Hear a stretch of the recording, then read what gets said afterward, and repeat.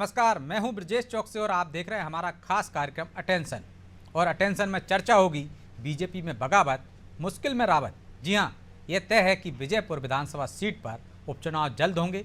दरअसल कांग्रेस छोड़कर बीजेपी में आए रामनिवास रावत को मोहन सरकार ने कैबिनेट मंत्री बनाया है। उनके इस्तीफे के बाद यह भी तय है कि पार्टी उन्हें ही इस सीट से चुनाव लड़वाएगी। लेकिन अब यहाँ समीकरण बदल रहे हैं। रामनिवास रावत के सामने मुश्किल और चुनौती दोनों खड़ी हैं।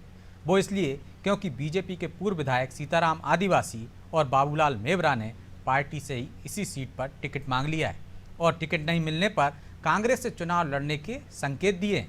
ऐसे में अब सवाल यह है कि बीजेपी कैसे अपने पूर्व विधायकों के बगावती सुर को शांत करेगी और क्या कांग्रेस सीताराम आदिवासी और बाबूलाल मेवरा से संपर्क कर रही है।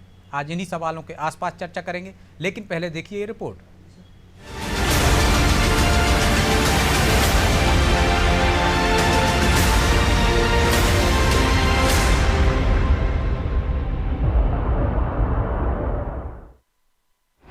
बीजेपी के पूर्व विधायकों के बगावती तेवर, क्या बीजेपी का नहीं करेंगे फेवर? लोकसभा चुनाव से पहले बड़ी तादाद में कांग्रेसियों ने बीजेपी का दामन थामा, लेकिन अब ऐसा ही संकट बीजेपी के सामने आन खड़ा है। विजयपुर उपचुनाव से पहले बीजेपी के पूर्व विधायकों ने बागी तेवर दिखाना शुरू कर दिया है। विजयपुर से सीताराम आदिवासी ने टिकट की मांग पार्टी से कर दी है और टिकट नहीं मिलने पर कांग्रेस से चुनाव लड़ने की चेतावनी दे दी। उनके अलावा 6 महीने पहले रामनिवास के खिलाफ बीजेपी से चुनाव लड़ने वाले बाबूलाल मेवरा ने भी टिकट की डिमांड की है और कहा कि कांग्रेस नेताओं ने उनसे संपर्क किया है। यानी प्रदेश की राजनीति में फिर से सियासी उठापटक देखने को मिल सकता है। हालांकि इन नेताओं के बगावती तेवर पर बीजेपी का क्या कहना है, वो सुनिए। देखिए, सीताराम आदिवासी जी जो हैं वो हमारी पार्टी के एक वरिष्ठ नेता हैं और हमारी पार्टी से पूर्व विधायक भी रह चुके हैं, तो हमारी पार्टी उनका बहुत सम्मान करती है। और अगर कांग्रेस पार्टी इस प्रकार के कोई प्रयास कर रही है तो हमारा पार्टी नेतृत्व अवश्य सीताराम जी से बात करेगा। रही बात कांग्रेस पार्टी की, तो देखिए कांग्रेस पार्टी किसे प्रत्याशी बनाती है किसे नहीं, ये उनका आंतरिक निर्णय है। लेकिन कांग्रेस पार्टी एक बात के लिए तैयार हो जाए और वो है अमरवाड़ा के बाद अगली हार के लिए। जैसे हालात विजयपुर में बन रहे हैं, ऐसी स्थिति बीजेपी के सामने बीना में बन सकती है। लिहाजा बीजेपी इसका तोड़ निकालने में जुटी है। वहीं बीजेपी नेताओं के बगावती तेवर पर कांग्रेस तंज कस रही है, लेकिन उनके संपर्क में कौन है, इस पर कुछ भी कहने से फिलहाल बच रही है। पहली बात तो ये कि कांग्रेस कभी दांव की राजनीति नहीं करती, जनहित की बात करती, जनहित की लड़ाई लड़ती और जनहित के लिए काम करती है। रहा सवाल रामनिवास रावत जी का, तो रामनिवास रावत जी का भय इस बात से स्पष्ट होता है कि उन्होंने इस्तीफा नहीं दिया एंड तक, जब तक वो मंत्रिमंडल में शामिल नहीं हो गया। उनको हार का भय पहले से सता रहा है क्योंकि उनका खुद का समाज भी उनसे नाराज है। रहा सवाल इस बात का कि संपर्क का, तो संपर्क तो मैं समझता हूँ कांग्रेस को मजबूती प्रदान करने के लिए, वन बूट टेन के फार्मूले को अमली जामा पहनाने के लिए माननीय जीतू पटवारी जी और उनके सभी सिपाहियों ने, हम जैसे सभी लोगों ने कमर कस ली है और इस पर हम काम कर रहे हैं। तो संपर्क तो सबका सबसे है। इतना तो साफ है कि रामनिवास रावत की बीजेपी में एंट्री से पूर्व विधायक सीताराम आदिवासी नाराज हैं। लिहाजा ये हो सकता है कि इस नाराजगी का फायदा कांग्रेस उठाना चाहे और कांग्रेस के बड़े नेता सीताराम आदिवासी से संपर्क बनाने में जुटे हो, क्योंकि विजयपुर विधानसभा सीट में 60,000 के आसपास आदिवासी वोटर्स हैं। ऐसे में अगर कांग्रेस सीताराम को साधने में कामयाब रहती है तो रामनिवास के गढ़ में सेंध लगा सकते हैं। याद हो तो साल 2018 में सीताराम रामनिवास रावत को चुनाव हरा चुके हैं। ब्यूरो रिपोर्ट, अनादि टीवी।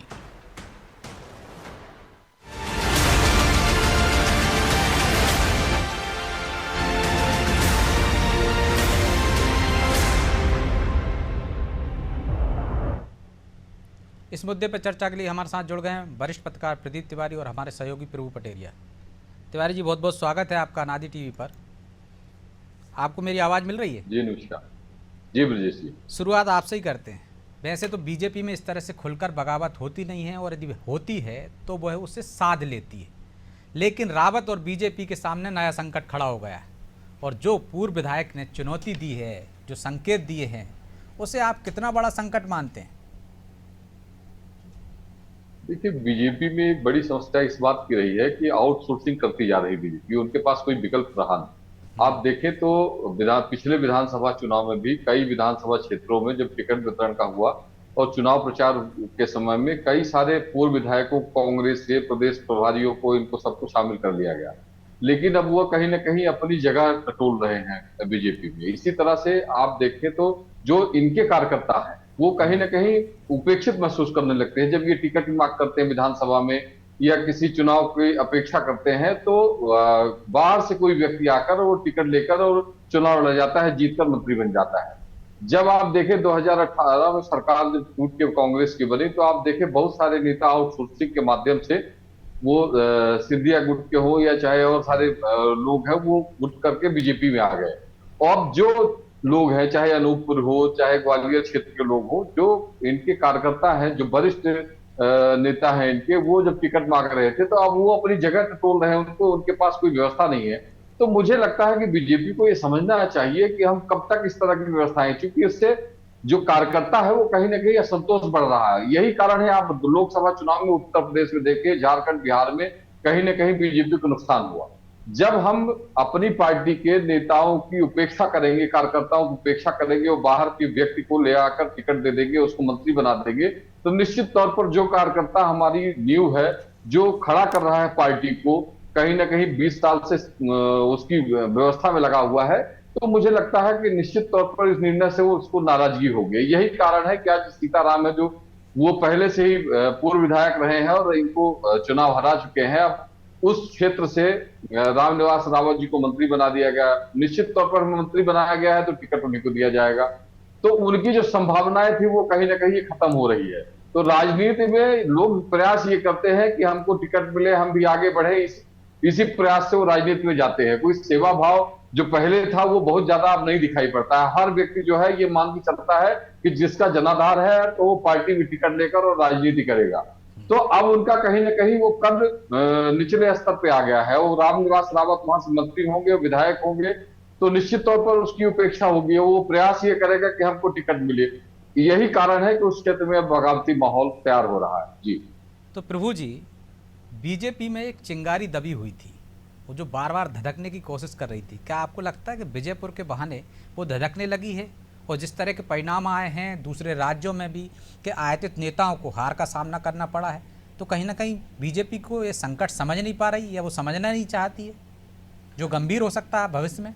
देखिए ब्रजेश जी, निश्चित तौर पर ये संकट भविष्य में गंभीर हो सकता है। भारतीय जनता पार्टी तात्कालिक लाभ के लिए निर्णय लिया था उन्होंने लोकसभा चुनाव में। उनको लोकसभा की मुरैना की सीट जीतनी थी, वहाँ से रावत समाज के वोट चाहिए थे जो 2-3 विधानसभा क्षेत्रों में थे प्रभावी भूमिका में, तो रामनिवास रावत को ले आए। उनको छिंदवाड़ा जीतना था तो अमरवाड़ा के विधायक कमलेश राव को बीजेपी में ले आए, जो कि आदिवासियों के वहाँ के राजा हैं। तो इस तरीके से बीजेपी प्रयोग करती रहती है। जैसे बीना का भी मामला है, वहाँ पर भी इसी तरीके से कांग्रेस के विधायक को लेकर आए। ये प्रैक्टिस बीजेपी हमेशा करती है चुनाव के समय में। कम संख्या में लोग आते रहे, बड़े नेता प्रभावित नहीं हुए, तो ज़्यादा असर नहीं हुआ इसका। लेकिन अब देखिए कि आप 5.5 लाख लोगों को आप ले आए हैं अचानक बीजेपी में कांग्रेस से। इसके पहले जब वो सिंधिया आए थे, उनके साथ आपके बहुत सारे लोग आ गए थे ग्वालियर चंबल अंचल में, तब क्या स्थिति हुई? वहाँ से हम यदि बात करें तो उस समय जो चुनाव लड़े थे उसमें से 3 मंत्री जिनको मंत्री बनाकर चुनाव मैदान में उतारा गया था, वो 3 मंत्री चुनाव हार गए थे। वो तीनों मंत्री जो है इसी अंचल में चुनाव हारे थे, बिल्कुल ग्वालियर चंबल अंचल में। एक तो सुमावली से हारे थे इंदल सिंह कंसाना, वहीं का पास का लगा हुआ क्षेत्र है। गिरिराज दंडोटी हम दिमनी से हारे थे, जो मुरैना जिले में ही सीट आती है, वहीं पास की ये सीट। डबरा से इमरती देवी चुनाव हारी थी। तो जनता एक बार नकार चुकी है आप ऐसे प्रयोगों को, आप वही प्रयोग बार बार करने जा रहे हैं। इसके पहले यदि हम दमोह की बात करें, दमोह में क्या हुआ था? भारतीय जनता पार्टी राहुल लोधी को लेकर आई कांग्रेस से बीजेपी में, उनको उपचुनाव में उतारा और उनका कैरियर ही खत्म हो गया। उनका जो है अब तो खैर अब तो लोकसभा चुनाव सांसद बन गए, लेकिन उस समय जो है उनको जो है हार का सामना करना पड़ा, क्योंकि स्थानीय नेता जो थे, जो टिकट के दावेदार थे, जिनका परिवार था, जो कार्यकर्ता थे, उनमें कहीं ना कहीं निराशा का भाव आया कि बाहर से आदमी आकर हमारे ऊपर थोप दिया गया। स्थानीय लोग जो लगातार मेहनत कर रहे हैं, सालों से उनकी उपेक्षा की गई। तो ये धीरे धीरे निश्चित तौर पर एक खतबदा रहा है, इसके असर धीरे धीरे दिखाई देने शुरू हो गए हैं। तो यहाँ पर भी यही स्थिति है। यदि सीताराम आदिवासी की बात करते हैं तो सीताराम आदिवासी समाज से, सहरिया समाज से हैं, 60,000 वोट हैं उस विधानसभा और इस दाव से आप एक बार मात दे चुके हैं रावत जी को। बिल्कुल, तो 60,000 वोट वहाँ पर हैं उनके, वो कहीं ना कहीं असर दिखाएंगे। दूसरे क्षेत्रों में भी प्रभाव पड़ेगा सहरिया जनजाति का, तो वो ज़्यादा है। आप रावत की 30,000 वोट जो आपको लोकसभा चुनाव में देख रहे थे, आप उसके दम पर यदि रामनिवास रावत पर दांव खेलने जा रहे हैं तो निश्चित तौर पर ये गलत दांव मुझे लगता है कि होगा। अब रही बात जो कांग्रेस के जो प्रवक्ता कह रहे थे, अभी हम सुन रहे थे, तो रामनिवास रावत ने अपनी स्थिति को वैसे भी कमजोर इसलिए कर लिया है कि जिस तरीके से कमलेश शाह ने कांग्रेस छोड़कर बीजेपी ज्वाइन की, उन्हें तुरंत अपना इस्तीफा दे दिया था, अगले दिन मंजूर भी हो गया। यहाँ वो इंतजार करते रहे कि जब तक उनको मंत्री ना बना दिया जाए तब तक वो इस्तीफा नहीं देंगे। मंत्री बनने के बाद उनका इस्तीफा दिया गया, हालांकि उन्होंने कहा कि 2-4 दिन पहले दे दिया था, लेकिन मंजूर मंत्री बनने के बाद हुआ। अब आप केवल इस उपलब्धि के जरिए जा रहे हैं कि भारतीय जनता पार्टी का कैडर आपके साथ खड़ा होगा। दूसरी उपलब्धि यह है कि 27 साल बाद आप कह रहे हो कि उस क्षेत्र में एक मंत्री मिल रहा है विजयपुर में, वही पहले मंत्री थे दिग्विजय सिंह सरकार में, अब वही मिल रहा है। अब रामनिवास रावत के केवल इस दांव के दम पर क्या बीजेपी के जो सीताराम आदिवासी समर्थक जो है, जो लंबे समय से वहाँ काम कर रहे हैं, बीजेपी के चेहरा हैं वो, तो कार्यकर्ता के संतुष्ट होंगे? क्या उसी तरीके से जो है बाबूलाल मेवरा जो भी पहले विधायक रह चुके हैं 2 बार, क्या उनके समर्थक संतुष्ट होंगे? तो निश्चित तौर पर ये जो है बीजेपी के अंदर उस क्षेत्र में एक अंतर्कलह की स्थिति निर्मित हो रही है। रावत के साथ जो कांग्रेस के लोग आएंगे, उनके लोग, उनकी टीम काम करती हुई दिखाई देगी। बीजेपी के लोग जो काम करेंगे भी पूरे मन से काम करते हुए दिखाई नहीं देंगे, क्योंकि लगातार ये हो रहा है। ये जो आवक है ये थम नहीं रही है कि आप एक बार लेकर पूर्ण विराम लगा दीजिए, लगातार आप लेते चले जा रहे हैं, उनको फिर आप टिकट देते चले जा रहे हैं। तो इसको लेकर ये अंतर विरोध है। और बाबूलाल मेवरा ने तो साफ कह दिया, वो पहले भी कांग्रेस में जा चुके हैं, उन्होंने कहा कि उनके पास ऑफर है कांग्रेस से, वो फिर चुनाव मैदान में लड़ सकते हैं। पिछला चुनाव वो बीजेपी के टिकट पर ही लड़े थे, वहाँ पर रामनिवास रावत के खिलाफ। तो निश्चित तौर पर वहाँ पर संकट की स्थिति है। यही स्थिति हमको भविष्य में बीना में भी देखने को मिल सकती है। तो तिवारी जी, संकट तो है बीजेपी के सामने, लेकिन अमरवाड़ा से भी तुलना नहीं की जा सकती। विजयपुर अमरवाड़ा में जमीन आसमान का अंतर है, क्योंकि वहाँ कांग्रेस मजबूत थी और कांग्रेस का नेतृत्व कमलनाथ कर रहे थे, जो कमजोर हो गए थे। लेकिन यहाँ पर विजयपुर में आप एक बार मात दे चुके हो उनको, लगातार पहले भी मात दे चुके हो, तो यहाँ की परिस्थितियाँ अलग है। वो एक किला था जिसमें आपने सेंध लगा ली, तो यहाँ पे यदि जरा भी चूक हुई तो बीजेपी को लूज करना पड़ सकता है। देखिए अमरवाड़ा भी कांग्रेस पहले मजबूत रही है, और आप देखें तो वहां कमलनाथ अगर थोड़ा बहुत, इस बार कमलनाथ ने वहां प्रयास नहीं किया। अगर कमलनाथ वहां प्रयास करते तो मुझे लगता है कि जो परिस्थितियां चल रही थी वो कहीं ना कहीं विपरीत हो सकती थी। कारण यह है कि कमलनाथ वहां सक्रिय नहीं रहे, और यही कारण था कि वो काफी, आप देखें जो वोट का अंतर था वो उस विधानसभा अमरवाड़ा में बहुत कम था। पिछली बार की अपेक्षा, जो पिछली बार वोट का अंतर था वो इस बार के पहले की अपेक्षा कम था। रही बात आप देखें तो विजयपुर में निश्चित तौर पर बीजेपी वहां पहले इलेक्टेड रही है, लेकिन आप देखें तो लोग, जो कांग्रेस के लोग हैं, कांग्रेस को नकारा क्यों? कांग्रेस के इन्हीं नेताओं को नकारा जनता ने मध्य प्रदेश में, और 2018 में किसी तरह सरकार भी आई तो ये अपने संगठन के माध्यम से नहीं रह पाए। तो जिस संगठन को जनता ने ही नकार दिया उसको आप अपने उसमें समायोजित कर रहे हो। जो निचले स्तर का कार्यकर्ता है ब्रजेश जी, वो ये बात स्वीकार नहीं करता कि जो कांग्रेस का कार्यकर्ता है वो अभी आकर हमारे पार्टी में पदाधिकारी बन जाए, पार्टी का विधायक बन जाए, तो निश्चित तौर पर कहीं ना कहीं उनके मन में ये टीस रह जाती है कि हम 20 साल से पार्टी की सेवा कर रहे हैं, हम कार्य कर रहे हैं, और कोई व्यक्ति एक दिन में आकर वो मंत्री बन जाता है, पार्टी में विधायक बन जाता है, टिकट मिल जाती है उसको। तो ये लोग जो कार्यकर्ता है वो समझते हैं इस बात को, इसलिए वो निचले स्तर के जो कार्यकर्ता है, चाहे मंडल लेवल के हो, ब्लॉक लेवल के हो, वो फिर कार्य कहीं ना कहीं पार्टी के विरोध में भी करने लगते हैं। आप देखें अभी लोकसभा के चुनाव उत्तर प्रदेश में कई सारे जिलों में ऐसा हुआ। सोनभद्र एक जिला लोकसभा सीट है, उसमें आप देखें तो पहले आप बीजेपी के लगातार वहां सांसद रहे, लेकिन जैसे ही अपना दल को वहां पार्टी से टिकट दिया गया और समझौते में पार्टी की सीट चली गई, तो बीजेपी कार्यकर्ताओं ने काम ही नहीं किया और वो सीट हार गई और वो समाजवादी पार्टी खाते में चली गई। तो निश्चित तौर पर इसका बड़ा असर पड़ता है। और देखिए तो ग्वालियर अंचल जो क्षेत्र है, लेकिन तिवारी जब आप जीतते जाते हैं तब इन चीजों की चिंता नहीं करते। यदि चिंता कर रहे होते तो एक सीट के लिए इस तरह से सौदा नहीं करते। आप बीजेपी को तो अभी लग रहा है कि वो जीतती जाएगी, उसका कैडर इतना मजबूत है। मध्य प्रदेश में बीजेपी जो है अपने आप में एक तरह से फूल फल रही है, और यही कारण है कि उनके मन में ये बातें नहीं आ रही कि हमारे जो इसके साइड इफेक्ट हैं वो क्या होंगे। और 29 सीट जीतने के बाद अब बीजेपी संगठन को ये मालूम है कि अब सारी सीटें हम जीत लेंगे, तो कहीं ना कहीं इसका बड़बोलेपन, इसका दिखावो होने का कभी कभी नुकसान भी होता है। और अब पार्टी को इन सब चीजों पर संज्ञान लेना चाहिए कि जब आपका कदम बढ़ता रहे तो आप और बेहतर प्रदर्शन करने का प्रयास करें और अपने कार्यकर्ताओं को मजबूत करें, तब जाके कहीं ना कहीं आप सत्ता में बने रह पाएंगे। जी तो बिल्कुल। प्रभु जी, कांग्रेस भी विजयपुर को लेकर गंभीर है। आप देखिए, वो पहले से कमेटी बना देती है अमरवाड़ा से पहले की, जबकि इस्तीफा भी नहीं होता है, तो वो भी मान के चल रही है कि ये यहाँ से उसको एक बूस्ट मिल सकता है, एक संजीवनी मिल सकती है उसकी पार्टी के कार्यकर्ताओं में जोश भरने की। शायद वो इसलिए तमाम दाव चल रही है, और उसके दाव उसको पहली बार लग रहा है कि विजयपुर में सफल हो सकते हैं। जो आपने भी कहा कि इस्तीफा देर से दिया है, और वो सीट भी इस नेचर की है, आदिवासी बहुल हैं वहाँ पे, जितने रावत समाज के वोट नहीं हैं उतने आदिवासी हैं। यदि ये दाव चलती है तो अमरवाड़ा से ज़्यादा टफ होगा ये। हाँ, निश्चित तौर पर अमरवाड़ा से ज़्यादा टफ है, और आप जो कह रहे हैं बिल्कुल कांग्रेस को वहाँ पर संजीवनी भी मिल सकती है।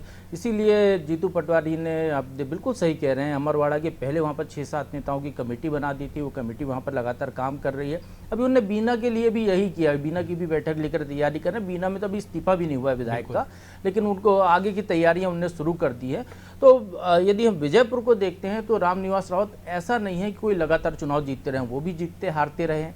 दूसरा, उस क्षेत्र में उन्हें ऐसा कोई काम करके नहीं दिया जब वो मंत्री थे कि जो एक नजीर बने, जिसके दम पर लोग उनको माने कि हाँ भाई ये पहले मंत्री थे तो इतना अच्छा काम करके दिया, आगे भी उसी तरीके का काम ये करके दे सकते, इसलिए उनको जिता दिया जाए।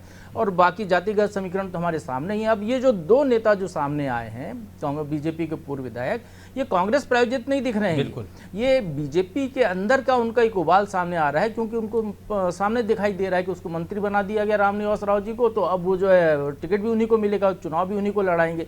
तो ये उनका अपना गुस्सा है, वो कार्यकर्ताओं को जो दबाव उन पर आ रहा होगा, वो बातें सामने निकल कर आ रही हैं। देखने वाली बात यह है कि रामनिवास रावत पर जो बीजेपी दांव खेल रही है वो कितना सफल होता है। इसके जो, यदि हम हार भी जाते हैं वहाँ पर रावत, तो मध्य प्रदेश की सरकार में बीजेपी की स्थिति में कोई फर्क नहीं पड़ने वाला है। बहुत ज़्यादा यहाँ पर उनके पास विधायकों की संख्या है। उनने जो दांव खेला था केवल लोकसभा चुनाव के लिहाज से खेला था कि उनको लोकसभा की सारी सीटें मध्य प्रदेश की जीतनी थी। और अब देखिए परिणाम भी, हो सकता है बीजेपी का ये राष्ट्रीय स्तर पर उनके कोई सर्वे टीम का आकलन रहा हो कि इस बार उनकी स्थिति टाइट है, इसलिए बीजेपी 240 सीट पर आकर रह गई जो 400 का ख्वाब देख रही थी। तो इसलिए एक एक सीट वहाँ पर महत्वपूर्ण थी, इसलिए उन्होंने वो दांव खेला, उनका वहाँ पर वो दांव सफल रहा। अब बीजेपी कोशिश जरूर करेगी जीतने की, वहाँ पर पूरी ताकत लगाएगी, लेकिन जो समीकरण यदि जो बन रहे हैं, यदि ये दोनों नेता इसी तरीके का रुख अख्तियार करके, लेकिन ये भी तो हो सकता है ना, समय रहते ये संकेत स्पष्ट रूप से सार्वजनिक हो गए हैं तो बीजेपी उसको साथ भी ले, क्योंकि अभी निगम मंडलों में भी नियुक्ति होने वाली है। देखिए वो तो अलग बात है, वो क्या वो तैयार होते हैं क्या? पहली बात तो ये आश्वासन देना, और कई बार राजनीति में बोला इसलिए जाता है कि हमको साथ लीजिए आप। हाँ बिल्कुल, कोशिश हो सकती है, बीजेपी संभालने की कोशिश कर सकती है, लेकिन ये यदि 2 नेता सद गए तो बाकी की जो वहाँ की टीम है, वहाँ के जो जिला अध्यक्ष हैं, बाकी के नेता हैं, क्या वो इस तरीके से संतुलित? मैं आपको पृथ्वीपुर का एक उदाहरण देना चाहूँगा।